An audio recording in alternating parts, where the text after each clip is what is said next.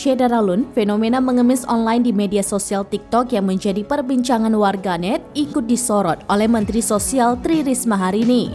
Menteri Sosial Risma menyatakan bahwa fenomena mengemis baik online ataupun offline merupakan hal yang dilarang. Terkait hal ini, Mensos Risma akan menyurati pemerintah daerah untuk menindak.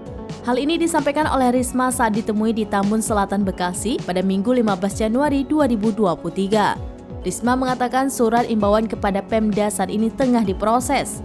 Sebagai informasi, fenomena mengemis secara online dengan meminta gift saat live TikTok saat ini tengah dibahas oleh warganet di media sosial.